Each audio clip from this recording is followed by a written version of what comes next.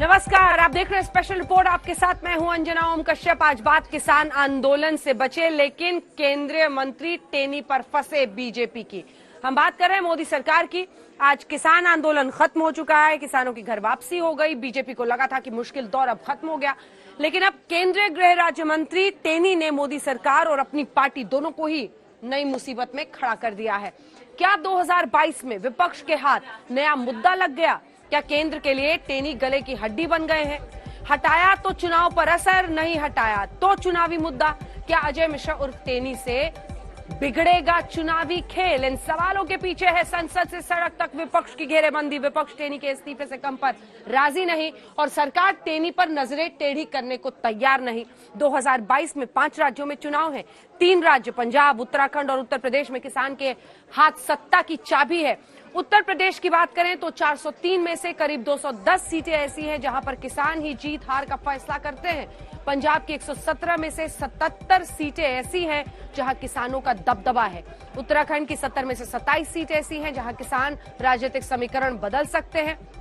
ऐसे में special report में आज हम आपको बताएंगे सत्ता पक्ष और विपक्ष किसानों पर दांव क्यों लगा रहे हैं। इस दांव से कितनी नाव डूबेगी, किसकी बचेगी, ये रिपोर्ट।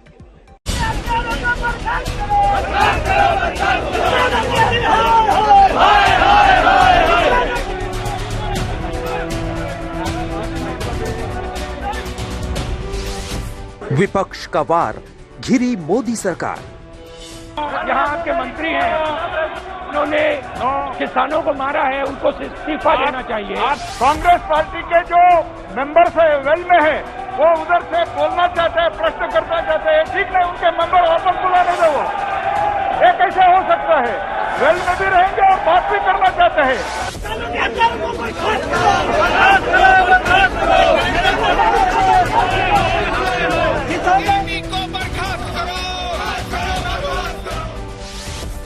संसद में टेनी पर राहुल की ललकार। जहाँ कहा गया है कि संस्कृति है, आपके बारे में हमें बोलने देना चाहिए। जो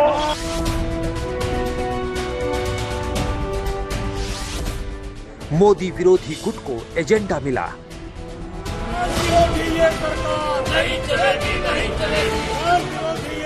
एक तरफ आप पूरी तरह से किसानों की हत्या करते हैं और आप मंत्रिमंडल में बने हुए हैं, सवाल पूछे जाएंगे। ये प्रवृत्ति है, अगर आपके कैबिनेट में है, किसी भी सरकार में यही मांग करती तो उनका इस्तीफा ले लो, उनकी बर्खास्त कर दो। टेनी पर टिकैत का नया प्लान तैयार।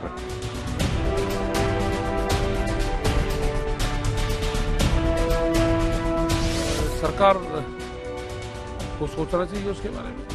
जवाब तो सरकार को देना, बेइज्जती तो सरकार की हो रही है, उससे इस्तीफा लेना चाहिए। आंदोलन से बचे, टेनी पर फंसे।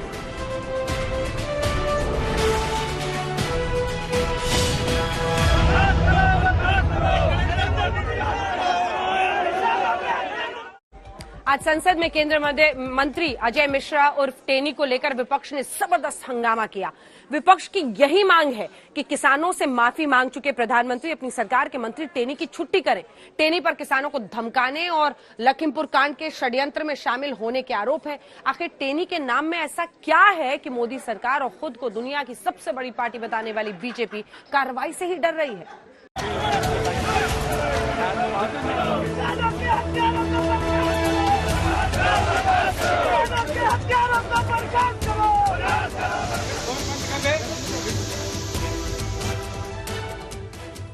लखीमपुर खीरी और दिल्ली का अंतर क्या है? आज केंद्रीय गृह राज्य मंत्री अजय मिश्रा उर्फ टेनी के इन दृश्यों से आप समझिए।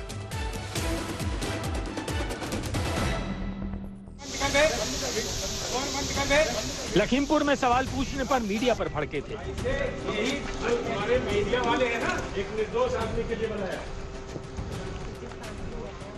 शर्म नहीं आती है। लेकिन 24 घंटे बाद दिल्ली आए तो मीडिया के सवालों का डर ऐसा था कि दफ्तर में पीछे के दरवाजे से घुसे। सही सुना आपने, जिस मीडिया को कल हेकड़ी दिखा रहे थे, उसी मीडिया से आज छिपते छिपाते अपने ही दफ्तर में पहुंचे।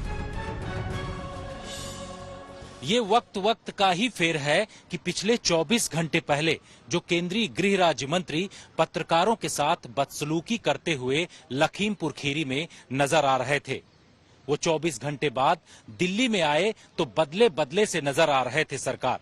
आखिर ऐसा क्या हुआ 24 घंटे बाद, उनको किस तरीके से बोला गया? वो पिछले दरवाजे से केंद्रीय गृह मंत्रालय में आए और इसी पिछले दरवाजे से केंद्रीय गृह मंत्रालय के बाहर गए। अजय मिश्रा उर्फ टेनी जिस वक्त नॉर्थ ब्लॉक में अफसरों के साथ मीटिंग कर रहे थे, ठीक उसी वक्त संसद में हंगामा बरपा था। मेंबर से वेल में है, वो उधर से बोलना चाहते हैं, प्रश्न करना चाहते हैं, ठीक नहीं, उनके मेंबर वापस बुलाने दो। मंत्री जी के घर के बाहर जबरदस्त प्रदर्शन चल रहा था। के मसले पर यहाँ पर जो है प्रदर्शन चल रहा है और अजय मिश्रा टेनी जो कि एमओएस होम है, उनके रेजिग्नेशन की मांग कर रहे हैं। यहाँ पर आप देख सकते। तो यूपी विधानसभा के बाहर विपक्ष मोदी सरकार से टेनी का हिसाब मांग रहा था।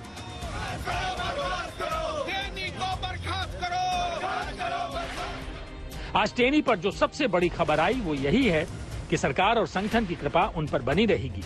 ये तब है जब विपक्ष अब टेनी के इस्तीफे से कम पर राजी नहीं है।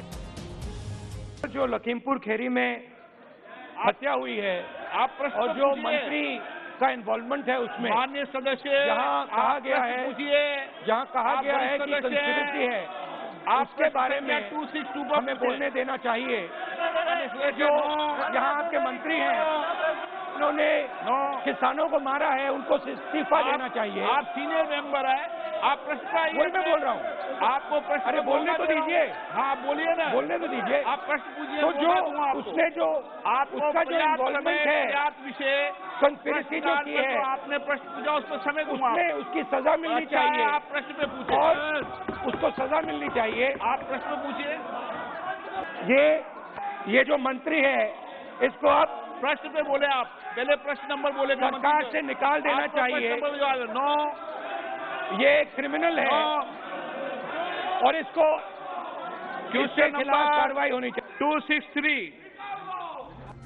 विपक्ष का सवाल यही है कि 12 निलंबित सांसदों पर सरकार माफी मंगवाने पर अड़ी हुई है, लेकिन किसानों को गाड़ी से कुचलने वाले बेटे के पिता यानी मंत्री जी के बचाव में क्यों खड़ी है? 29 नवंबर से निलंबित सांसदों के विरोध प्रदर्शन के चलते संसद में घमासान जारी है, लेकिन सरकार अपने मंत्री अजय मिश्रा उर्फ टेनी पर मौन है। विपक्ष यही पूछ रहा है कि इस कृपा के पीछे कौन है? सुप्रीम कोर्ट मॉनिटर इन्वेस्टिगेशन चल रहा है, सब जुडिस है मैटर, बहुत चर्चा है जी। मैं अपील कर रहा हूँ, बहुत इश्यू है चर्चा करने के लिए। हम भी चाहते हैं उनसे अच्छा सजेशन चाहते हैं, कंस्ट्रक्टिव सजेशन चाहते हैं। अगर कुछ हमारा गलती हुआ है तो वो हमको समझाते हैं, तो हम भी वो देखने के लिए तैयार। चर्चा करने के लिए हम आह्वान कर रहे हैं। कुछ तो कुछ बहाना बना के पार्लियामेंट न चलाने देना, ये बिल्कुल ठीक नहीं है। बहुत अफसोस की बात है कि प्रधानमंत्री मोदी जी जो निष्पक्षता और ईमानदारी की बात करते हैं, आज एक ऐसे मंत्री को बचा रहे हैं जिन्होंने पत्रकारों को धमकाया है, जिन्होंने किसानों को धमकाया है, जिन्होंने अपने बेटे को बचाने के लिए कई झूठ बोले मीडिया के सामने, और वो झूठ का पर्दाफाश हो गया एसआईटी रिपोर्ट में। क्या ऐसे मंत्री को, ऐसे व्यक्ति को देश के गृह राज्य मंत्री का पद देना चाहिए? सरकार के सूत्रों से मिली जानकारी के मुताबिक टॉप लीडरशिप से टेनी को अभयदान मिल गया है, यानी ना तो कोई कार्रवाई होगी और ना ही कुर्सी छिनेगी। ओवैसी पूछ रहे हैं कि बेटे के जुर्म में किसानों को धमकाने वाले मंत्री जी को जुदा कैसे माना जा सकता है? कानून अपना काम कर रहा है और इस तरह के जो सुपर कानून के जो महान लोग हैं, उनको अपना ज्ञान नहीं देना चाहिए। निष्पक्षता के साथ, मजबूती के साथ कानून अपना काम कर रहा है। हमारा स्पष्ट मानना है कि जो भी कानून के तहत कार्रवाई होनी चाहिए वो हो रही है। उसमें जो है वो किसी को ज्ञान देने की आवश्यकता नहीं है। ये नहीं बोल सकते बीजेपी के नहीं, बेटा अलग है बाप अलग है। भाई जब उसी घर में आपने पूरी कॉन्स्पिरेसी की, गाड़ी मंत्री जी की है और उन्होंने उस कत्ल से पहले उन्होंने धमकी भी दी थी इस मिनिस्टर ने, तो ये बिल्कुल सही है। और कॉन्स्टिट्यूशनल मोरालिटी का तकाजा ये है कि प्रधानमंत्री नरेंद्र मोदी फौरन इनको अपनी कैबिनेट से बरतरफ करें। भाई इंसाफ का तकाजा ये है और सबसे अहम बात जो हम इस पूरी डिबेट में भूल रहे हैं कि भाई लोग मर गए हैं, 4 लोग मरे हैं वो किसान, तो उनको क्या महसूस हो रहा होगा कि भाई एक मंत्री है जो law and order, internal affair and state relations का मंत्री है, कैबिनेट का, गवर्नमेंट ऑफ इंडिया का, और उसका बेटे पर केस है, तो उन पर क्या गुजर रही होगी। तो प्रोबेबिलिटी पब्लिक लाइफ में डिमांड करती है कि आप फौरन प्रधानमंत्री को कैबिनेट से हटाएं, और जब तक ये मुकदमा तय नहीं होता क्रिमिनल कोर्ट में। सवाल यही है कि 2022 में चुनाव हैं और बीजेपी के लिए आगे कुआं पीछे खाई है। राजनीतिक विश्लेषक मानते हैं कि अजय मिश्रा उर्फ टेनी उत्तर प्रदेश से आते हैं, उसी उत्तर प्रदेश में जहां ब्राह्मण नाराज बताए जा रहे हैं। साफ है, अगर चुनाव से पहले टेनी पर एक्शन हुआ तो बीजेपी को लेने के देने पड़ सकते हैं। अगर कार्रवाई नहीं करती है तो विपक्ष 2022 चुनाव में इसी मुद्दे पर बीजेपी को घेरेगी। यानी बीजेपी किसान आंदोलन खत्म करवाकर तो बच गई, लेकिन टेनी पर फंस गई है। लखनऊ से कुमार अभिषेक, दिल्ली से मौसमी सिंह के साथ जितेंद्र बहादुर सिंह, आज तक। किसानों का कौन सगा है और किसानों को किसने ठगा है? अब पक्ष विपक्ष के बीच इन्हीं 2 शब्दों को लेकर जंग छिड़ी हुई है जुबानी। प्रधानमंत्री अपनी सरकार की नीतियां गिना रहे हैं, राहुल गांधी मौजूदा सरकार की नीतियों को पलीता लगा रहे हैं। राष्ट्रीय स्तर पर राहुल बनाम मोदी की जंग जारी है, तो उत्तर प्रदेश में किसानों के बहाने अखिलेश बीजेपी के खिलाफ हल्ला बोल रहे हैं।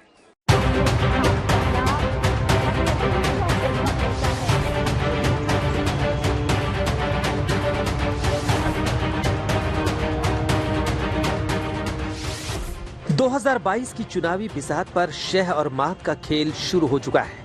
उत्तर प्रदेश में पूरब से लेकर पश्चिम तक किसानों का रुख नई सरकार की तकदीर तय करेगा।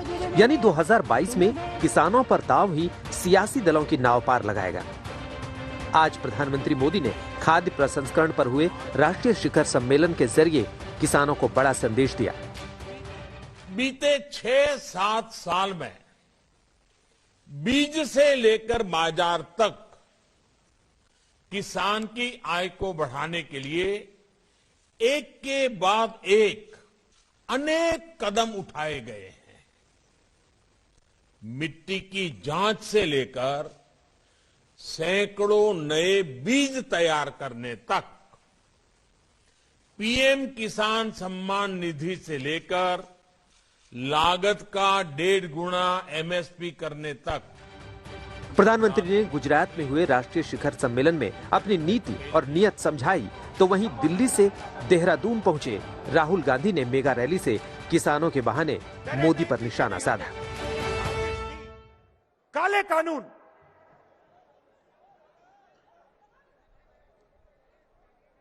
किसानों के खिलाफ, उनकी मदद करने के नहीं, उनको खत्म करने के लिए बनाए गए। पूरे देश के किसान खड़े हुए, एक साथ खड़े हुए। प्रधानमंत्री कहते हैं, हाथ जोड़ के कहते हैं, गलती हो गई,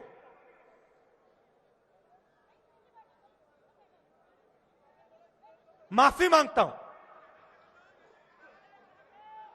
और फिर माफी मांगने के बाद जो 700 किसान शहीद हुए, उनके बारे में बीजेपी के लोग पार्लियामेंट में कहते हैं कि कोई शहीद नहीं हुआ। एक तरफ मोदी सरकार पर राहुल हमलावर हैं, तो दूसरी तरफ किसान आंदोलन खत्म होने के बाद अब केंद्रीय मंत्री अजय मिश्रा और टेनी का विपक्ष के हाथ बड़ा मुद्दा लग गया है। हत्यारों को बर्खास्त करो। इस विरोध के सियासी मायने हैं। दरअसल पूरब और पश्चिम में किसान बीजेपी का खेल बिगाड़ सकते हैं। अगर बात पश्चिमी यूपी की करें तो 2014 से लेकर 2019 तक हुए 3 चुनावों में प्रचंड जीत मिली। सवाल यही कि किसान आंदोलन खत्म होने के बाद क्या क्रोध भी खत्म हुआ है?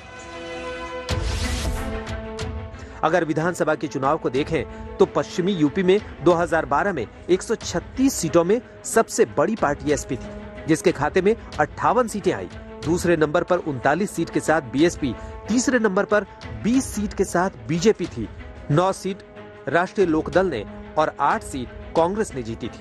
लेकिन 2017 में बीजेपी ने सबका सुपड़ा साफ कर दिया, 103 सीटें जीती, जबकि समाजवादी पार्टी ने 27 सीट, बाकी बची पार्टियां 6 सीटों में सिमट गई। तो वहीं लोकसभा के रिजल्ट को देखें तो 2014 में बीजेपी ने 27 में से 25 सीटें जीती थी, तो 2019 में 20 सीट, क्योंकि 7 सीटें बीएसपी और समाजवादी पार्टी के गठबंधन के खाते में गई।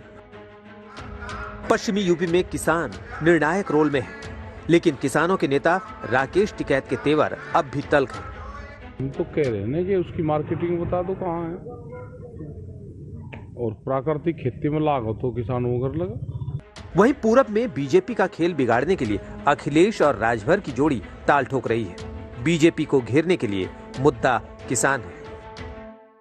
ये बात अब साफ हो गई है कि आरोप और जो सवाल खड़े थे कि जो गृह राज्य मंत्री हैं उनके बेटे और उनके ही भारतीय जनता पार्टी के समर्थकों ने इतना बड़ा कांड किया है, आज जांच के बाद पूरी सच्चाई सामने है। अब भारतीय जनता पार्टी को उनके गृह राज्य मंत्री को इस्तीफा देना चाहिए। पूर्वांचल में 167 विधानसभा सीटें आती हैं। 2017 में बीजेपी ने क्लीन स्वीप करते हुए 117 सीटें जीती थी। समाजवादी पार्टी ने 17 सीट, बीएसपी ने 14 सीट, कांग्रेस ने 2 सीट, जबकि अन्य के खाते में 17 सीटें आई थी। उस वक्त राजभर बीजेपी के साथ थे, लेकिन इस बार अखिलेश के साथ है। भारतीय जनता पार्टी के कारनामे को पिछड़ा समझ गया है। जब पिछड़ों को आरक्षण देने की बात आती है तब इन लोगों को मोतियाबिंद हो जाता है, दिखाई नहीं देता है।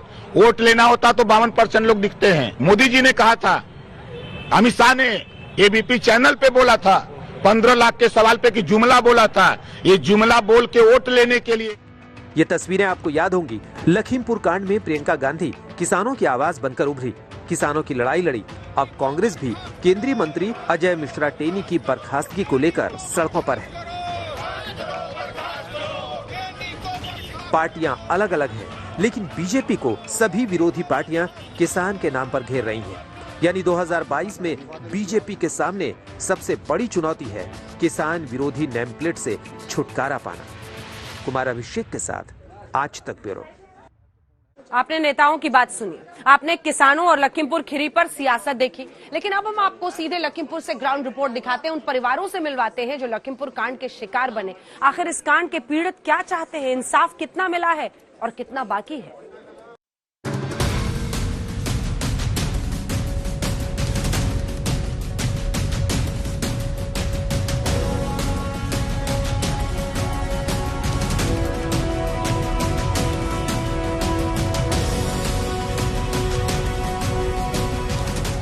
लखीमपुर कांड को लेकर प्रदेश से लेकर देश तक सियासी घमासान मचा हुआ है, लेकिन लखीमपुर कांड के पीड़ितों को इंसाफ मिला या नहीं, ये समझिए।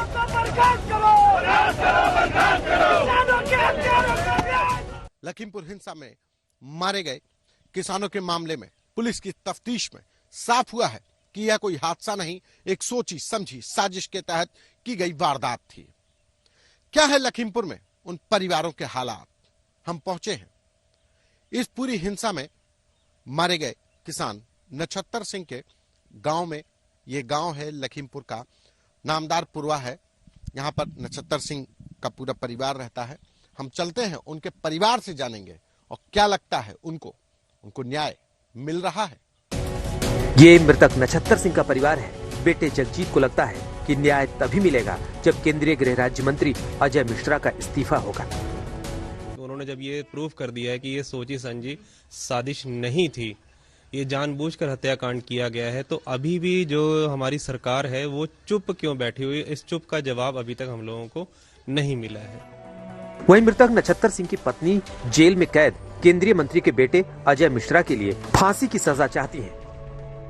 हमको तो तभी न्याय मिलेगा, हमको शांति तभी मिलेगी जब ये सब उनको सजा होगी, और हमको अभी तो कुछ नहीं समझ आ रहा है। जब हमारे खुद ही आदमी चले गए तो हम क्या किसी से शिकायत करेंगे। हमारी बस यही शिकायत है, बस उनको बर्खास्त किया जाए और उनको मोनू मिश्रा को भी सजा दी जाए, उम्र कैद हो या फांसी की सजा। कुछ ऐसी ही मांग इस हिंसा में मारे गए बहराइच के नानपारा में रहने वाले दलजीत सिंह के बड़े भाई जगजीत सिंह ने भी की है। एसआईटी कमेटी ने साबित कर दिया है कि सब कुछ सुनियोजित ढंग से मंत्री और उसके लड़के ने किया है हमारे बच्चों के साथ में। सरकार इसको पर ध्यान दे और उसको मंत्री पद से इस्तीफा दिलाए बहुत जल्द। ये तो बात हुई लखीमपुर हिंसा में मारे गए किसानों के परिवारों की, लेकिन इस घटना का एक और पीड़ित पक्ष भी है। ये पक्ष उन बीजेपी कार्यकर्ताओं की हत्या का है जिनको घटना के बाद पीट पीट कर मौत के घाट उतार दिया गया। मृतक शुभम मिश्रा के परिवार का कहना है कि आज तक इंसाफ के लिए दर दर भटक रहे हैं।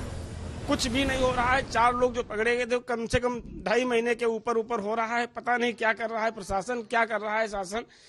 असल में जब भाजपा की कार्यकर्ता की ये स्थिति है कि हम दर दर के लिए भटक रहे।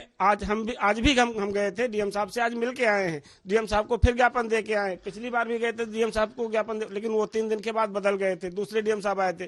तो आज हम अभी उनसे मिल के आ रहे हैं।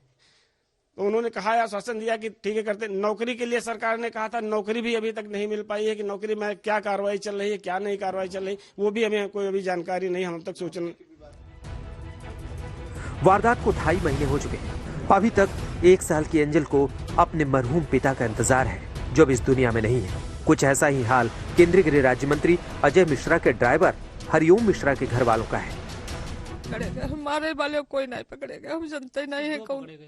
2 ही पकड़ेगा, 2 लोगों ने ही मारा था उनको। बहुत जने मारते देखे, माँ है वीडियो में यहाँ देखे मारते हैं, मुंह उठाती है, कहते हैं नाई साहब जो कह रहे हैं मार दो पड़ते नहीं। कहते हैं तोड़ गड्डी तोड़, बहुत करके बहुत गाली दे के मार। हमने भैया बहुत बह रहा है। अभी 2 ही सिर्फ पकड़े गए हैं और तो कोई पकड़ा नहीं गया। क्या 2 ही लोगों ने मारा? काफी लोगों ने, आप लोगों ने भी वीडियो में देखा होगा, काफी लोग उन्हें मार रहे हैं।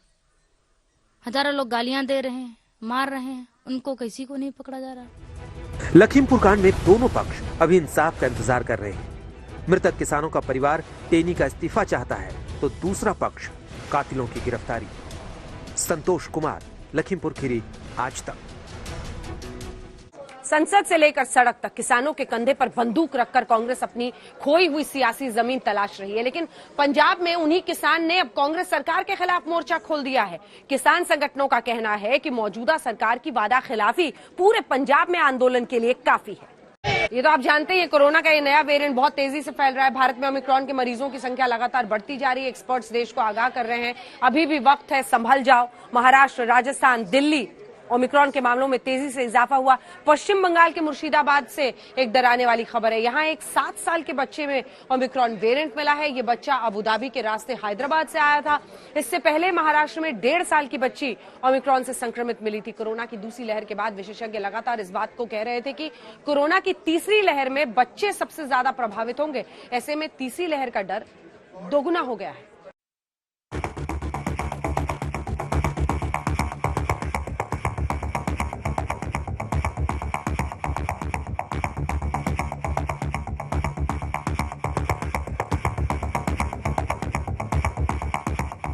भारत में जितनी तेजी से ओमिक्रॉन का मीटर भाग रहा है, लोगों के दिलों में धुकधुकी भी उतनी तेजी से बढ़ रही है। देखते ही देखते ओमिक्रॉन के केस बढ़ते जा रहे हैं। महाराष्ट्र, राजस्थान, दिल्ली, केरल, गुजरात, कर्नाटक, तेलंगाना, पश्चिम बंगाल, आंध्र प्रदेश, चंडीगढ़, तमिलनाडु और इस तरह से ओमिक्रॉन अब तक भारत के 11 राज्यों में फैल चुका है। अब आपको बताते हैं कि ओमिक्रॉन के तेजी से भागते इस मीटर से डरना क्यों जरूरी है, तो सुनिए और याद कीजिए। पिछले साल 20 दिसंबर को कोरोना के डेल्टा वेरिएंट की पहचान हुई थी और कुछ ही महीनों बाद यानी अप्रैल 2021 में भारत में डेल्टा के चलते कोरोना की दूसरी लहर आ गई। उसके बाद जो मंजर था उसे सोचकर ही रोंगटे खड़े हो जाते हैं। अस्पतालों के बाहर तड़पते लोग, जिंदगी की ऑक्सीजन के लिए भटकते लोग, कोरोना की दूसरी लहर ने कोहराम मचा दिया। और अब कोरोना का नया वेरिएंट ओमिक्रॉन आया है। दुनिया के देशों ने इसे घातक मानना शुरू कर दिया है।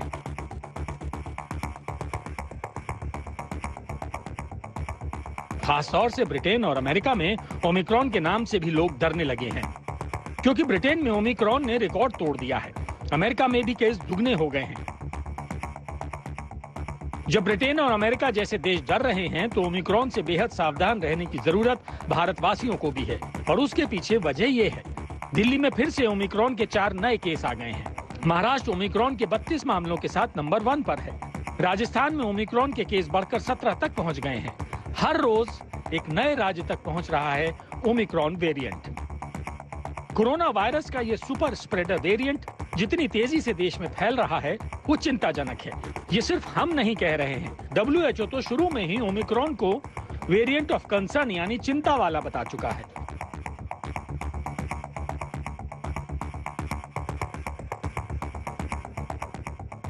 देश की राजधानी दिल्ली में ओमिक्रॉन के 4 और नए मामले सामने आए हैं और इस तरह दिल्ली में ओमिक्रॉन से संक्रमित लोगों की संख्या 10 हो चुकी है। मरीजों की बड़ी तादाद को देखते हुए दिल्ली में तैयारियां शुरू कर दी गई हैं। दिल्ली के LNJP अस्पताल में ओमिक्रॉन मरीजों के लिए रिजर्व बेड्स की संख्या 40 से बढ़ाकर 100 कर दी गई है, क्योंकि दिल्ली में मिले ओमिक्रॉन के 10 में से 9 मरीज LNJP अस्पताल में भर्ती हैं, जबकि एक को ठीक होने के बाद छुट्टी दे दी गई है।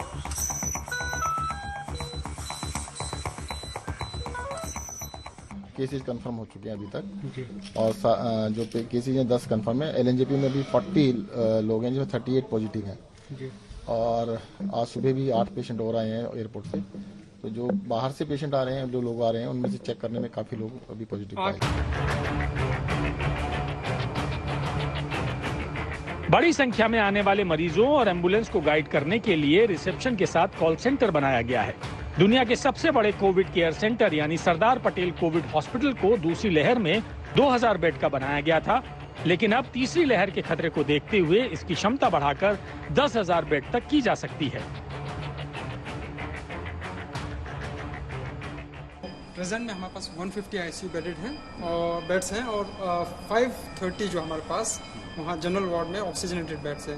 It can be extended up to 2000 और अगर आदेश आते हैं तो उसको उससे ज़्यादा बढ़ाया जा सकता है। So we have adequate resource जो हमें चाहिए होता है अगर ज़रूरत पड़ती है, कोई डिजास्टर पैंडेमिक का बहुत ज़्यादा हो जाता है तो हमारे पास अवेलेबल है रिसोर्सेज, हम इंक्रीज कर सकते हैं।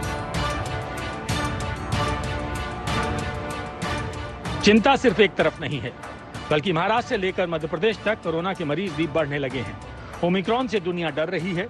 प्रदेश की संसद में ओमिक्रॉन पर मस्ती सूझ रही है। राज्यसभा में शॉर्ट ड्यूरेशन डिस्कशन के दौरान ओमिक्रॉन पर चर्चा हुई। बीजेपी सांसद शिव प्रताप शुक्ल बोलने के लिए खड़े हुए तो विपक्ष हंगामा काटने लगा।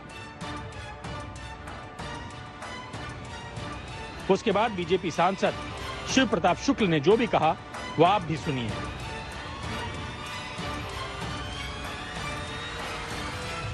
हम सब ओमिक्रॉन पर चर्चा कर रहे हैं और हमारे सामने ही ओमिक्रॉन खड़ा है। मुझे लगता है कि संसद के लिए इससे बड़ा ओमिक्रॉन और हो ही नहीं सकता है कि जो संसद चलने ही नहीं दे रहा है। इसलिए तो इस पूरे लोकतंत्र को खतरा पैदा हो गया है इन ओमिक्रॉनों से। तो इन ओमिक्रॉनों को शांत करने के लिए आप भी बैठे हुए हैं, उसके बावजूद ये शांत नहीं हो रहे। समूचे देश को यह समझना होगा कि ओमिक्रॉन पर हंसने की नहीं बल्कि सोचने की जरूरत है, हंगामे की नहीं बल्कि प्लानिंग की जरूरत है, क्योंकि एक्सपर्ट्स अलर्ट कर रहे हैं कि फरवरी में ओमिक्रॉन भारत में पीक पर होगा। अगर नहीं संभले तो कोरोना की तीसरी लहर का खतरा और भी बढ़ जाएगा। दिल्ली से वरुण सिन्हा के साथ आज तक ब्यूरो। ओमिक्रॉन का खतरा बढ़ता जा रहा है। सबसे बड़ा अलर्ट महाराष्ट्र से आया है, जहां ओमिक्रॉन के सबसे ज्यादा केसेस हैं। उद्धव सरकार ने मुंबई में 31 दिसंबर तक धारा 144 लगा दी है। वहीं बॉलीवुड में फैलता कोरोना भी चिंता बढ़ा रहा है। अब संजय कपूर की बेटी शनाया कपूर भी कोरोना पॉजिटिव पाई गई हैं।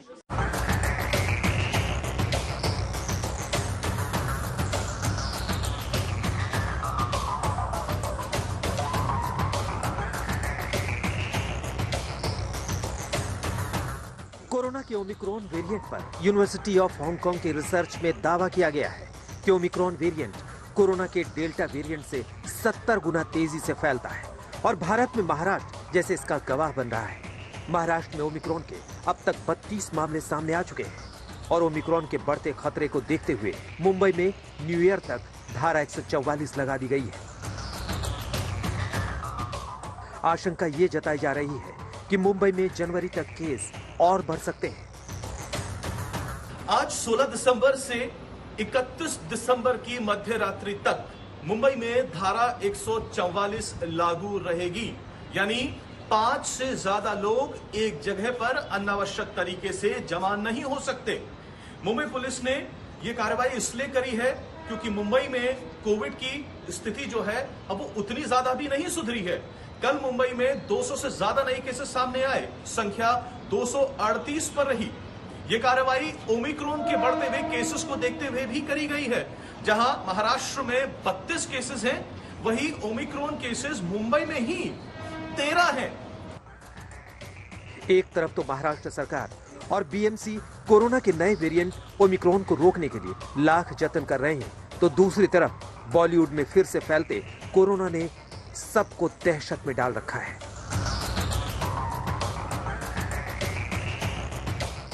ये एक्टर संजय कपूर का घर है, जहां आज सुबह बीएमसी की टीम पहुंची और सैनिटाइजेशन में जुट गई।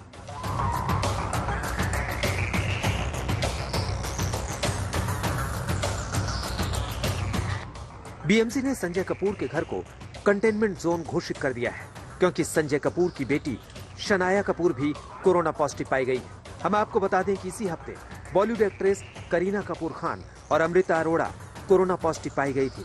उसके बाद सुहेल खान की पत्नी सीमा खान और शनाया की मां महीप कपूर की रिपोर्ट भी पॉजिटिव आई है। अब शनाया कपूर भी वायरस की चपेट में है। शनाया ने अपने इंस्टाग्राम पर एक पोस्ट के जरिए खुद के कोरोना पॉजिटिव होने की जानकारी दी है। मैं कोविड-19 पॉजिटिव पाई गई हूँ। मुझ में हल्के लक्षण हैं, पर मैं ठीक महसूस कर रही हूँ और मैंने खुद को आइसोलेट कर लिया है। 4 दिन पहले किए गए टेस्ट में मेरी रिपोर्ट नेगेटिव आई थी। सावधानी के लिए दोबारा टेस्ट कराया और उसका रिजल्ट पॉजिटिव आया है। मैं डॉक्टर की ओर से बताए गए प्रोटोकॉल का पालन कर रही हूँ। अगर आप मेरे संपर्क में आए हैं तो प्लीज अपना टेस्ट करवा लें, सुरक्षित रहें। हम आपको बता दें कि बीएमसी ने करीना कपूर और अमृता अरोड़ा को कोरोना होने के बाद उनके फ्लैट को सील कर दिया था। बाद में उनकी बिल्डिंग के बाहर कोविड गाइडलाइंस का पोस्टर चिपकाकर कोविड टेस्टिंग कैंप भी लगाया गया था। अब सवाल ये है कि बॉलीवुड की इन अभिनेत्रियों को कोरोना हुआ कहां से? तो आपको बता दें कि हाल ही में करण जौहर ने कभी खुशी कभी गम के 20 साल पूरे होने पर पार्टी रखी थी। इस पार्टी में करीना, अमृता अरोड़ा, अर्जुन कपूर, करिश्मा कपूर, आलिया भट्ट, मलाइका अरोड़ा भी शामिल हुए थे। बीएमसी ने करण जौहर के घर कुल 40 लोगों का आरटीपीसीआर टेस्ट किया था। करण जौहर से पहले अनिल कपूर की बेटी रिया कपूर के घर पर भी पार्टी हुई थी, जिसमें करिश्मा कपूर और मलाइका अरोड़ा भी मौजूद थी। और अब संजय कपूर, अमृता अरोड़ा, सुहेल खान और करीना कपूर के घर तक वायरस फैल चुका है। सीमा के 10 साल के बेटे योहन और बहन ऋषा की रिपोर्ट भी पॉजिटिव आई है। करीना कपूर की मेड भी पॉजिटिव है। कोरोना से बॉलीवुड में हड़कंप मचा हुआ है। बीएमसी कॉन्टैक्ट ट्रेसिंग कर रही है, जिससे ये तमाम केस सामने आए हैं। बीएमसी पूरी तरीके से कोशिश कर रही है कि इस कॉन्टैक्ट ट्रेसिंग को अच्छे से किया जाए और जितने भी लोग उस पार्टी के बाद दूसरे लोगों से मिले हैं उनकी जानकारी इकट्ठा की जाए और तुरंत से तुरंत उनकी टेस्टिंग की जाए। अब मुंबई में बीएमसी के लिए डबल चैलेंज है। वो बॉलीवुड में फैलते हुए कोरोना की कॉन्टैक्ट ट्रेसिंग भी कर रही है और ओमिक्रॉन का कोई केस ना आए, इस पर भी नजरें गड़ाए हुए है। पारस दामा के साथ पंकज उपाध्याय, मुंबई आज तक।